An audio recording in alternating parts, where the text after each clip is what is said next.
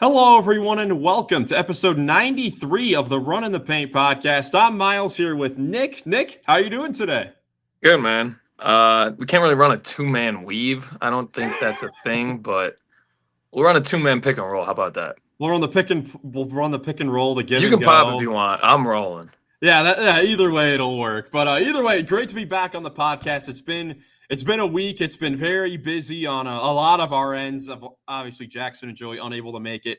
Coming to that time of year, but almost right at a winter break time for myself and NBA Cup time. And NBA Cup time as well. This episode, we are going to be previewing the quarterfinal round as the games are taking place tonight and tomorrow. So that's certainly going to be exciting. That'll be the main focus of the show. But first, gotta do PERTL. Now, again, we got a pick and roll with PERTL today. And we'll see how it goes, man. We'll see how it goes. So I'll guess the first player. I'm going to go with Taurean Prince. I think that he's I know he's the number 12. He's kind of in the middle of everything, I think. Okay. I don't even know how to read this. Can you explain how to read this? Okay. So, Taurean Prince, he plays for the Bucks East, and he plays in the Central Division. The green forward means that the player that we're guessing is a forward. Basically, the green check means that it's exactly right on. So, since nothing else is highlighted, the only thing we know is that this player is a forward. He's taller than 6'6", and he's taller than 6'6".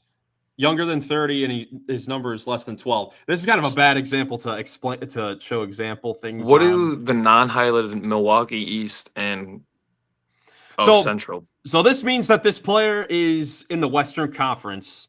Okay. Not in the East. So this player is in the Western Conference who's a forward that's taller than. So the other thing is you know how sometimes there's the yellow box? Former team. Yeah, former. There's the yellow box. That could mean former team, but for the numbers, like height, age, and number, if it's yellow, it means that, like in this case, 6'6", it would be highlighted if the player was 6'7" or 6'8", if it's 2 more or 2 less. Oh, okay. So since nothing's highlighted, this player is in the Western Conference who's a forward that's taller than 6'9", younger than what, 28, and the number, a single-digit jersey number. Okie doke. So let's see. Western Conference, tall forward. Who's a super tall forward in the Western Conference? Who's MPJ? Michael Porter would fit. I'm cool with trying him out. Let's try him out. He does wear the number 1, but I like it. So Michael Porter. Damn. There we go. Look at all that. All right. We're basically right on. So Northwest Division, who wears the number 2 or 3. So let's see. Northwest Division. Let's see. And he could be 27 or 26? Or 25, 24, less than 26. Okay.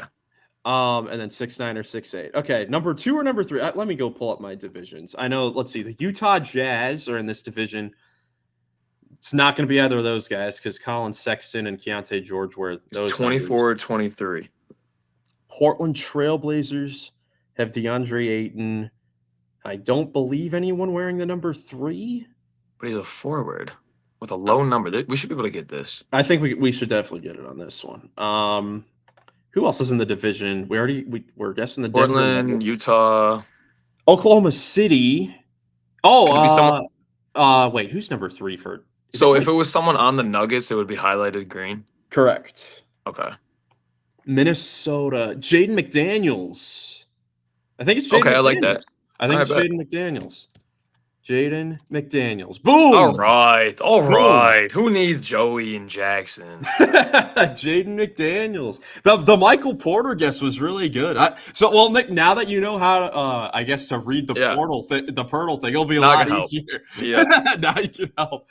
Oh, my goodness. Let us know in the comments down below how many it took you to get Jaden McDaniels. But now let's get into the NBA Cup quarterfinal preview here, starting with a couple games here tonight. The first one at 7 o'clock on TNT. We've got the 4 seed, the wild card in the Eastern Conference from the Cup against the team with the best record and point differential in the Cup. It is the Orlando Magic and the Milwaukee Bucks facing off in Milwaukee against 7 o'clock on TNT tonight. Unfortunately, this game a little bit subdued because we received unfortunate news over the last few days that Orlando Magic star Franz Wagner has suffered a torn right oblique injury and is out indefinitely. Somehow Sounds like a familiar injury. Like, what are the odds that both of their star players get out indefinitely with the same injury? It's just brutal luck. Shout out Tim McMahon, because he goes, yeah, this would make sense if they were right-handed relief pitchers, but not in the NBA. Not 2 6'8", 6'9" power forward big dudes who, like, yeah, it's just strange. It doesn't make any sense, and it really sucks, man. Especially like Orlando. I mean, of course, when Paolo Banchero first goes out, they struggle a little bit. We start to worry about them. Then they just keep on winning. They get home. They win a whole bunch of games. Still the only team left undefeated at home in the NBA, 10-0 there in Orlando. And really, it's because of Franz Wagner's incredible offense. He had jumped up up to like 27 points per game during that stretch, even to the point where, like in our last episode, the All-Star, our first quarter All-Stars, I can't remember who it was. We all had him. We all had him, but I think maybe it was Jackson that was thinking about having him as a starter. That's how good he's been playing. And the fact that the Magic are still like comfortably the 3rd seed in the East has been so impressive. I guess first, before we get into this game, what do you think about Orlando moving forward now without both of their All-Star forwards? Well, I think they'll be fine because, like you said, they've sort of turned it around after those first couple games when Paolo went out and they really struggled, but found their groove with Franz. Paolo will be back before Christmas, so they only got like a week and a half to go without their 2 leading guys. So, I mean, you could drop all 4 games, all 5 games, and still be fine in the East because you're in the East. What's their record right now? They're currently 17-9 in the East, so they're doing well. They're doing well right now, especially considering we talked about in the pregame lobby there, or pre-pod lobby, that the East still is not that good as far as like the lower end playing teams. It's like the Bulls, Pistons, and Nets or something that are below 5 games below 500. Maybe the Pacers in there. I think what also helps Orlando out here as well, as you mentioned, Paolo Banchero should be back within the next month. So after these NBA Cup games, they play Milwaukee in this game. If they're somehow able to win that game, they then go to Vegas. But following this game, following the NBA Cup, they have their next 6 games all at home, where, like I said before, they're undefeated. So they get to basically spend the last 11 days of this calendar year at home. Now, they do play OKC, Miami twice, Boston, New York, and Brooklyn. So none of them easy, but they've taken care of business at home against these teams. Now, obviously, they're going to have to ask for some offensive growth from some of their foundational players there, their role players. It's time to buy stock in Anthony Black right now. Yes, it is. It absolutely is. But getting into the game, of course, they're playing against the Milwaukee Bucks. And who's the 1 seed? Who's the 4? Milwaukee is the 1 seed. Orlando is the 4, the wild card in the East. Seems backwards to me. Yeah, it is crazy, but because of the NBA, I mean, the Bucks the Bucks did, a great job of, in NBA Cup play of really dominating their opponents. I'll try to find their point differential, but it was, I think, the biggest in the league might have been. I think you're right. Because they just killed it in the NBA Cup play, and obviously the Bucks have been playing a lot better as of late after their extremely slow start. Those games also included in there. Milwaukee with a plus 50 point differential, which is 4 points higher than. Well, let's see, in the Eastern Conference was 10 points higher, I believe, than the next best team, or actually 5 points higher than the Orlando Magic.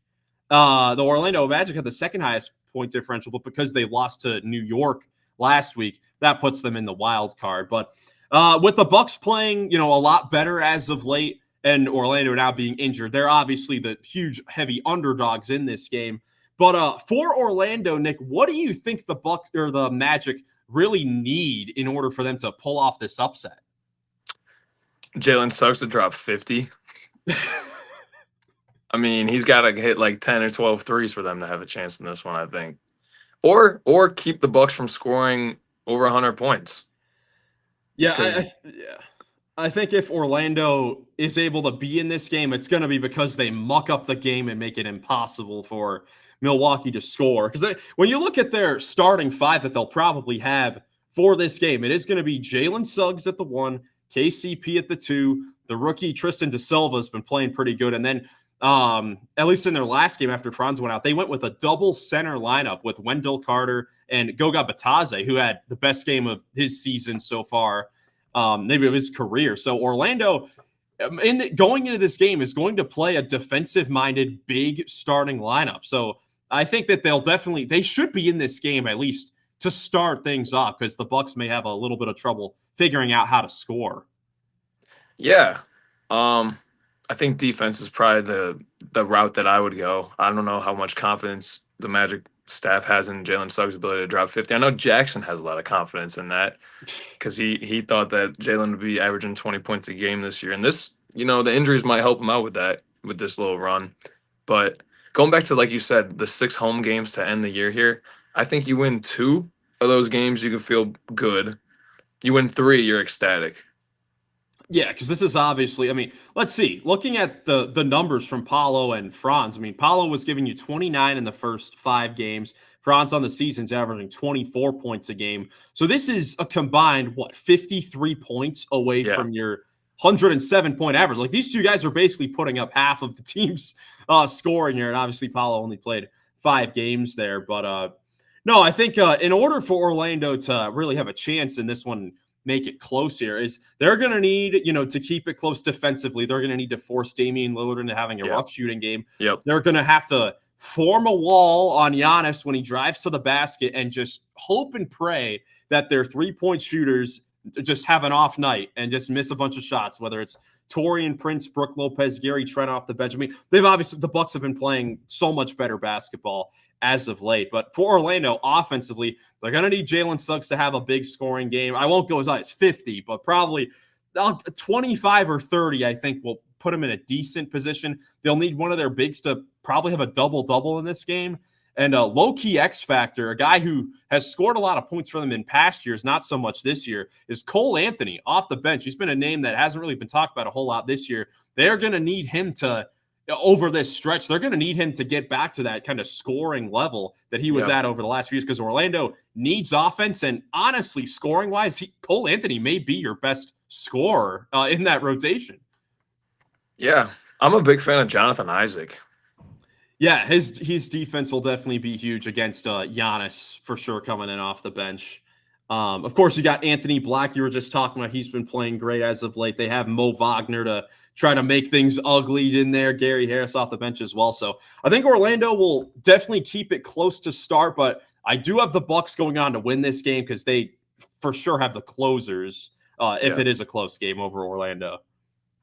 Yeah, I think you limit Dame, you form the wall, you try and limit their 2 guys and pray that other guys miss. Yeah, absolutely. Moving on to the late game, 9:30 on TNT, we've got the Dallas Mavericks and the Oklahoma City Thunder, another 4-1 matchup there. This one certainly set to be a lot more competitive, most likely, than that first game. Nick, what are some of your thoughts heading into this game? Well, previously, let's just backtrack. We had the Mavericks win against the Thunder at home earlier this year without Luka. So if that's any prerequisite for what could happen in this game, I was going to go with Dallas, because if you can beat the Thunder at home without Luka, then you should be able to beat them at home with Luka. Now, however, in that game, the Thunder didn't have obviously Chet Holmgren, who's been out, and Isaiah Hartenstein was still not back either. So they were starting Jalen Williams at the center position, and that, like we've talked about, went really well. This was, and we were talking about in the pre-pod lobby, this was their only loss during that stretch, and it came to the Mavericks without Luka. So I think that was actually a really good setup for this first-round Cup game, because you couldn't really see either team at their full power. And the Mavericks are kind of almost like they're technically back to their full power, but I don't think they're playing at the same. I think we would agree they're not playing at the same level that they were when they ran through the West last year in the playoffs. And not having Chet Holmgren in this game should be a pretty even matchup. I'm excited because these are 2 of the best teams in the West. Yeah, and 2 teams that have been so hot as of late. Dallas on a 7-game winning streak after they kind of got off to a rough start. They won 11 of 12. Sorry, they won 11 of 12. Yeah, so they're the hottest team in the NBA by far, going up against OKC, who's been a defensive beast to start the season. I'm definitely excited for this game. Even going back to last season in the playoffs, it was a close 6-game series between these two teams where really anything could go, either way. Well, it was that Shea Gilgeous-Alexander foul call in Game 6 that prevented a Game 7. That series could have gone either way. Yeah, it definitely could as well. But in this game, the Thunder definitely better, I would say. Of course, Isaiah Hartenstein, I think it's definitely going to be huge for the rebounding thing. I don't know. The rebounding numbers in that game were, it severely hurt the Thunder's chances in that one. But no, them having Hartenstein in this game, just allowing themselves to go bigger. And plus, in the backcourt recently, they've been starting Shea and Cason Wallace there, along with, of course, Lou Dort, who can try to guard Luka and Kyrie for this game. And we know Luka has had a little bit of a slow start to the season, despite his numbers still being, incredible, like 29, 8, and 8. And we're saying he hasn't had the best start to the season. But, yeah, I think he's definitely ready for this moment. The Dallas Mavericks, the reigning Western Conference champions and the hottest team in the league. I think they're ready to definitely make a statement in this one. And I think it's just kind of funny that for Dallas against OKC, they've got, of course, Klay Thompson, who still, I'm sure, can give Thunder fans nightmares over 2016 Game 6. And then PJ Washington, who seems to mainly turn it up against the Thunder. We saw in the playoffs, and even in that game you mentioned, had like 27 points and 17 rebounds at the power forward position. So Nick, what is your really key to this game?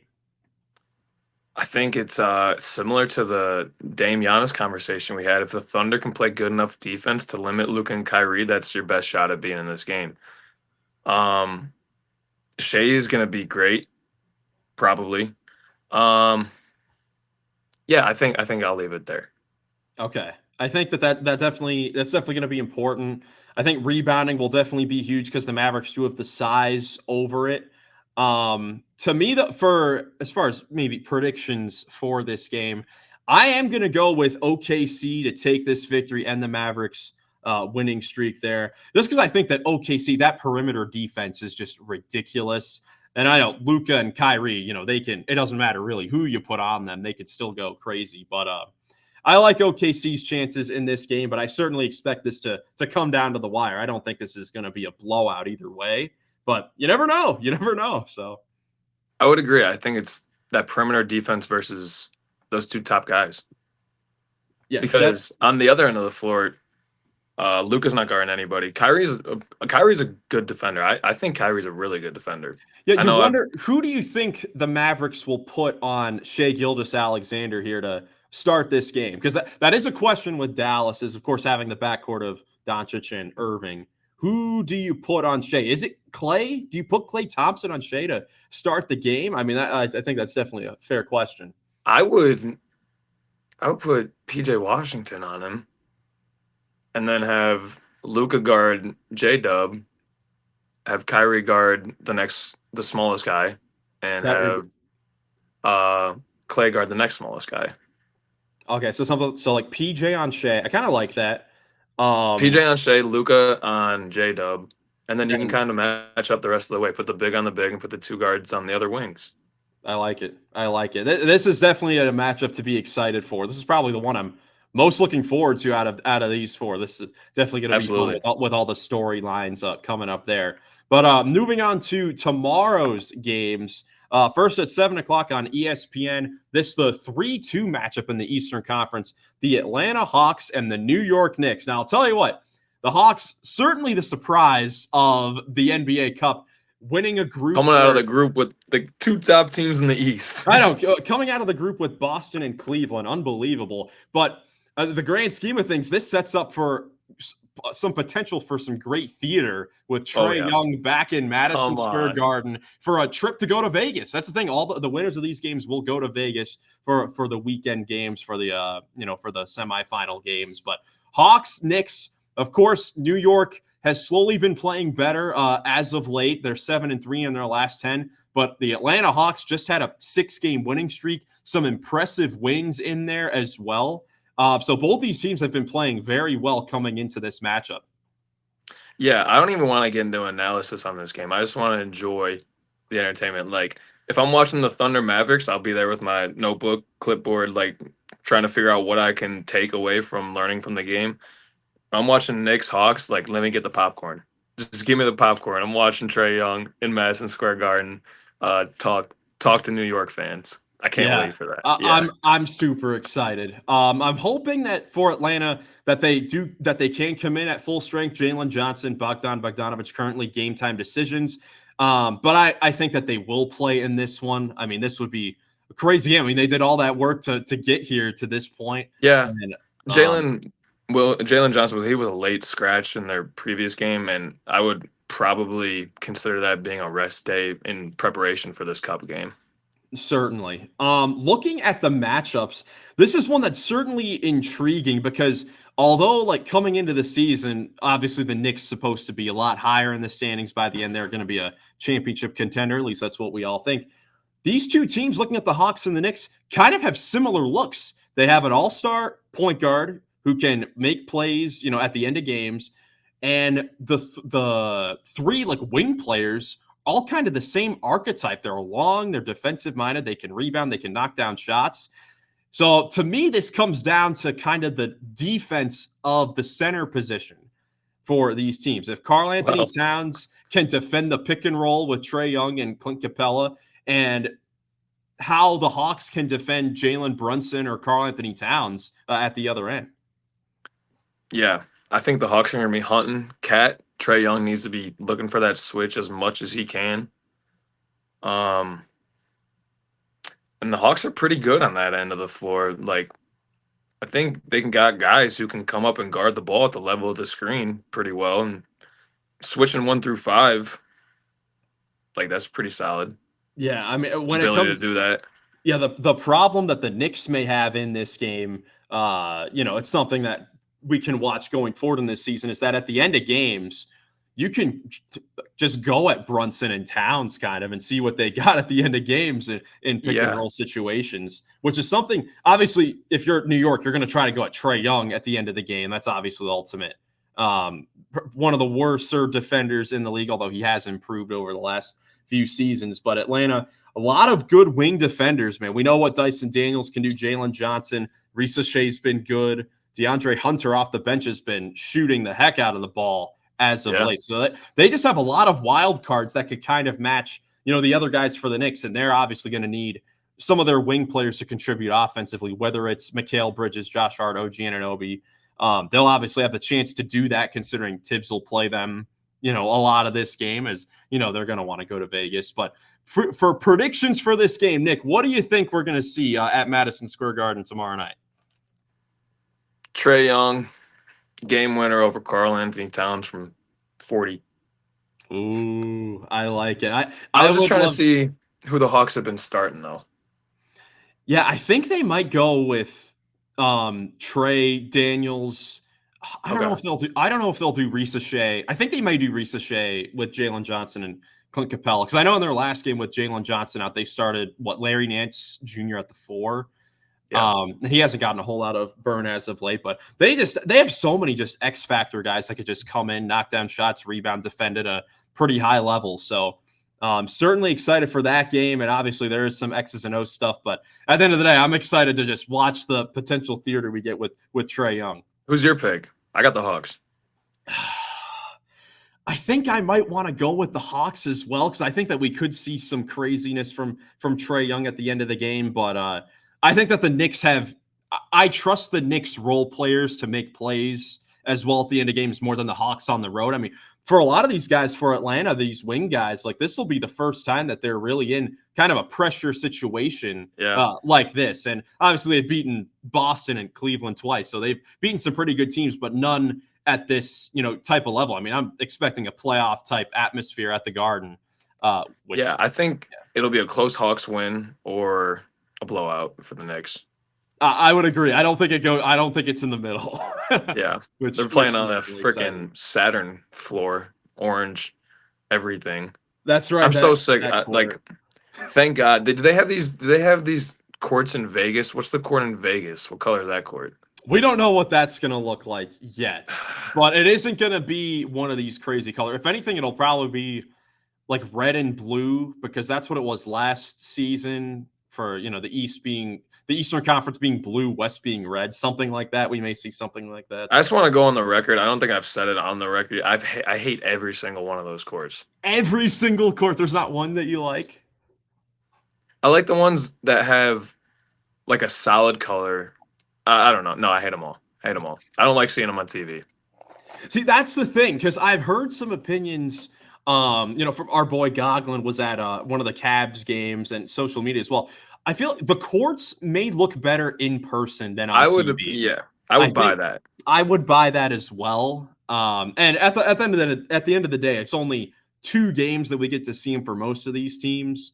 I'm excited to see what the gimmick will be next year for it, considering last year was kind of like the city jerseys. This year was the statement kind of colorway.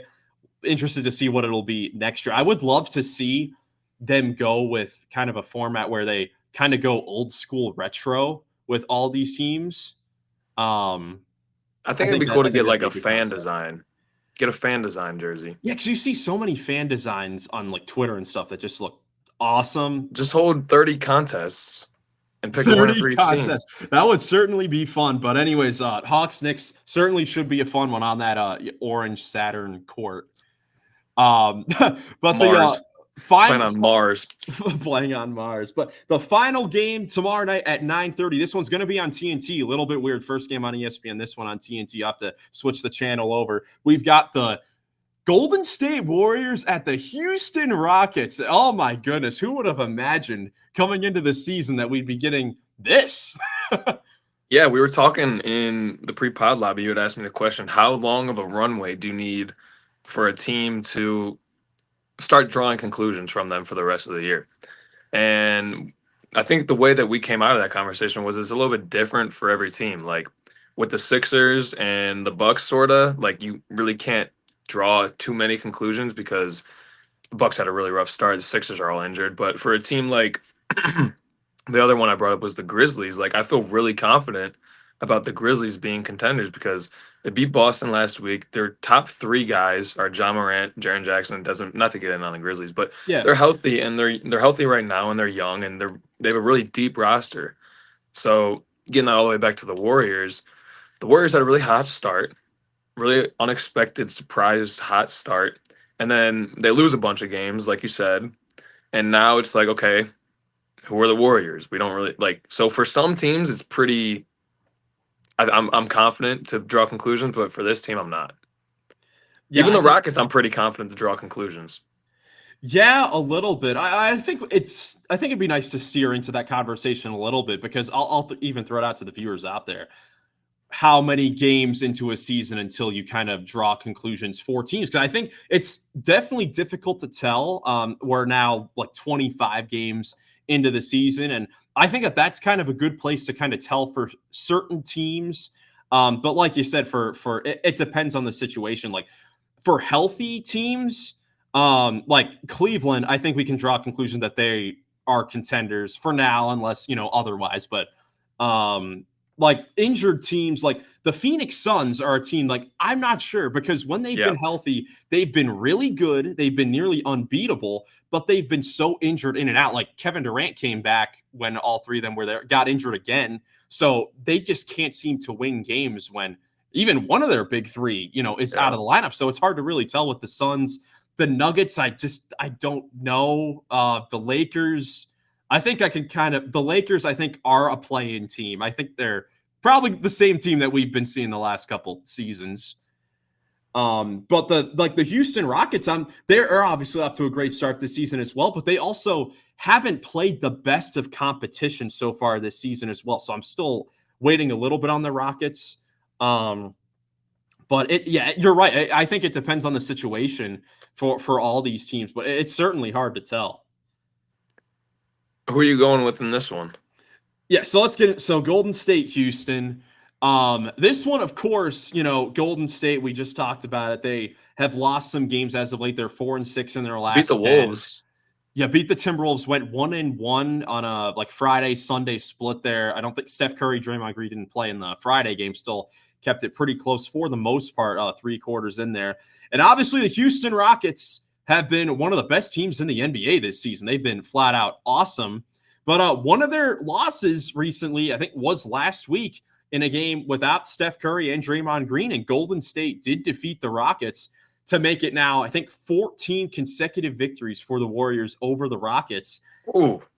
And I'm like, man, is this some sort of curse here? I don't know where to kind of go on this one, because Golden State, even going back to the playoffs from 2015 to 19, when it was the James Harden teams against the Warriors dynasty, Warriors still would always come out on the high side against the Rockets. So I don't know if this is some sort of curse that's going all the way back to the last decade or so. I don't know. Here's what I'll say, though. The Rockets are a top 3 defense. That's why they're so good right now. They're 16-8, top 3 defense in the league. Problem is, you could throw out the All-NBA first team, and Curry would still get 30 on them. Yeah. So... Yeah, I'm interested to see what Houston will do to start the game. This is another one, Fred VanVleet, who's kind of been on and off so far. He's a game time decision with a knee injury, and if he were to miss this game, it would open up a starting spot for Amen Thompson, who's one of the best perimeter defenders in the league, who you could, in theory, throw on Steph Curry for a whole game, and I think that would give the Rockets a decent chance. If not, you'd still have, Fred VanVleet, Jalen Green. The Rockets, their defense is just so good. They have the versatility. They can throw a whole bunch of guys on Steph Curry, whether it's a Thompson, Dylan Brooks in that starting five that is going to be pesky, talking the whole game. I think it just depends on which Rockets players can step up offensively, and can that combat whatever Steph Curry and, that cast of characters there in Golden State gives you. Yeah, so with the Rockets, their defense has been the main key, and then they've kind of been playing offense. I don't want to say by committee, but they're kind of taking turns with who's going to be the guy on any given night. So, yeah, I like the way you put that. Like, who's going to step up, who's going to be the guy on that night, and will it be enough? One guy who has not been that guy at all this year is Jabari Smith Jr. He needs to have if he can have a good game, I think it would really help the Rockets' chances to win.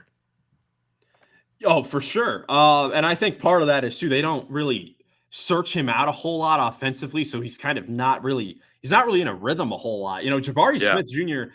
isn't kind of one of those weird situations. I'm going to go back and look at kind of his career numbers so far. No, it is true what I was going to say here. Like, for a number 2 overall pick who coming into the draft, he could have been the number 1 pick. I know the Magic that year were kind of back and forth there a little bit.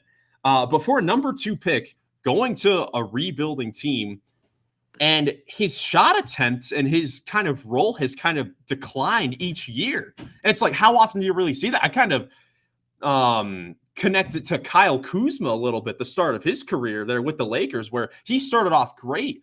Then year by year, it slowly started to decline as the team started to get better there.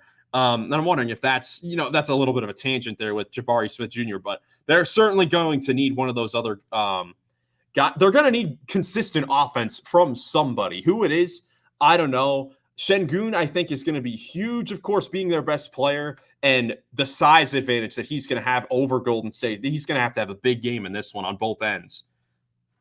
Yeah, I hope Dylan Brooks and Draymond guard each other.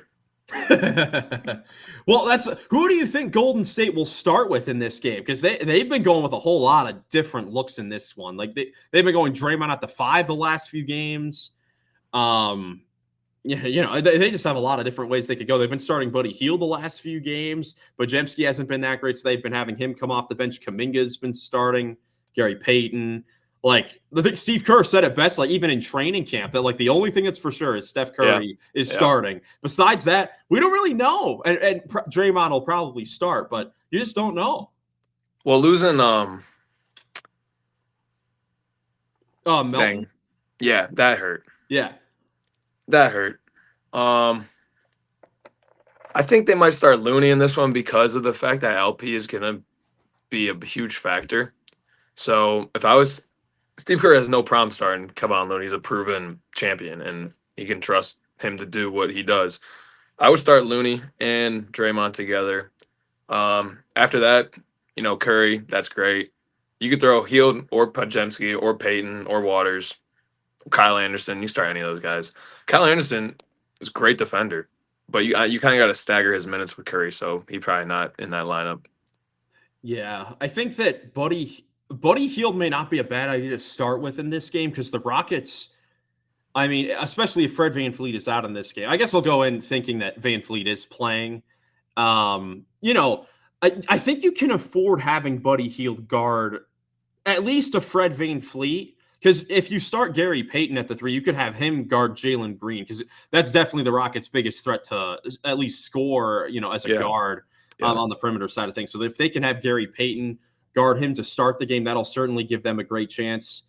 It's just that's the thing with the Warriors, man. They've been able to find scoring from so many different areas. And so have the Rockets, but for Golden State, it's been so much more efficient than the Rockets. Like you think the Rockets, they've been so good, this season so far. And obviously a big part of that is their defense, but they're what are they on the season? They're 16-8, they're third in the Western Conference. And they're shooting 43% from the field as a team, which is kind of bonkers to think. Like 43% as a team is not very good. That's got to be one of the lower field goal percentages in the league. But they still find ways to win games, because of their defense. So similar kind of thing to the Magic with the Bucks. If the Rockets are going to win this game, they're going to need to play great defense like they have all season, and then find some consistent offense from just someone in their lineup, and then hope that Dylan Brooks and Amen Thompson, their defense on Steph Curry, can kind of hold down the fort a little bit. Yeah. Draymond looked like vintage LeBron with that dunk in Minnesota the other night. He saw that Rudy Gobert was guarding him. He just went right to the rim. Yeah. Well, Rudy Gobert cannot guard the perimeter in the final moments of the game. We've realized this. What is the Minnesota doing having him on the floor? Well, I mean, that's the thing. When you have Draymond at the 5 who can handle it, then you got to have Rudy on, and that's probably the best guy. And then you give Draymond the ball to handle. But no, to the point of the field goal percentage, this is actually crazy looking at it. So the Rockets have the 4th worst field goal percentage. They in the bottom 5 of those, the Washington Wizards have a better field goal percentage than the Houston Rockets, than the Pelicans, the Blazers, and the Hornets. Some of the worst teams in basketball. And then you have the Houston Rockets.